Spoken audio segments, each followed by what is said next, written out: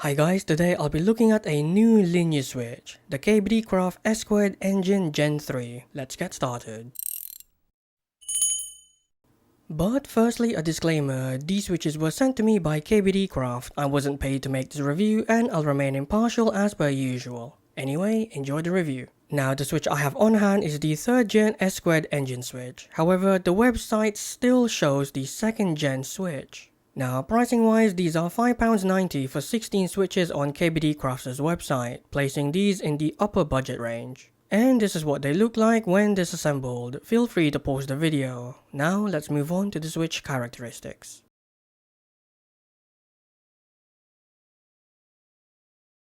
On-center key presses are very smooth with only noticeable scratches at very slow key presses. Off-center key presses are also very smooth with slightly more noticeable scratchiness at very slow key presses. Overall, while I can't compare them to their predecessor, these are outstandingly smooth switches. 8 out of 10.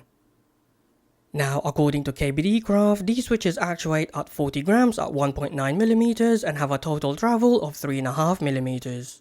Now, as you can see from this force curve, the KBDcraft S2 Engine Gen 3 were within its outline specs. And yes, that took a mouthful to say. They were also extremely consistent on the downstroke with only a slight heavy upstroke from switch 2, the orange line, around the -1.8 and -2.0 mark. Now here's a force curve comparison between the engines and the Gateron Yellow. The Gateron Yellow starts off slightly lighter but surpasses the engines around 1.2mm. Now here it is against the Akko CS Piano. Both switches have a similar weighting, with the piano switch maintaining a slightly heavier weighting of between 2 to 4 grams throughout its travel. Overall, these are lightly weighted linear switches with almost perfect consistency, but their light weighting isn't for me. 4 out of 10. Now these are on the clacky side of things. They have a rather safe sound signature which most people will enjoy.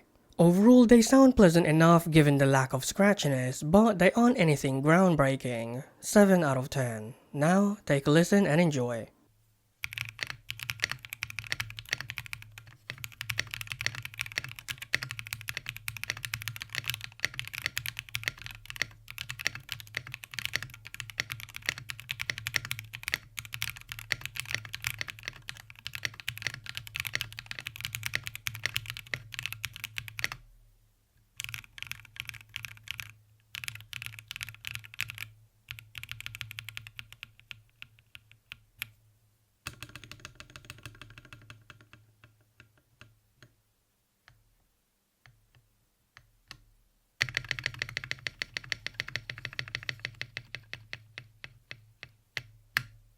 Now these are lightly weighted switches and I made a number of typos with them, so they aren't the best for any sensitive environments.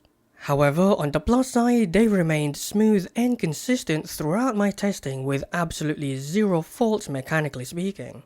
Overall, its factory lubing worked a charm, but their light weighting isn't for me. 5 out of 10. Now, just like with typing, I also found them too light for gaming, but they didn't bother me as much as I thought they were going to. Now, I can say these performed excellently in both fast and slow-paced games. They just aren't the most exciting switches on the market, however.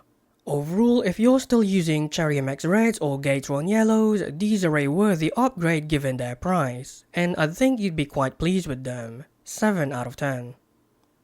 In conclusion, these are a bit underrated. I mean, I had no idea they existed until I got them, but they are decent switches for not that much money.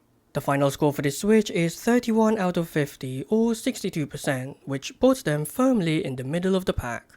And that's it. Next time I'll hopefully be showing you something more exciting. Until then, take care and goodbye.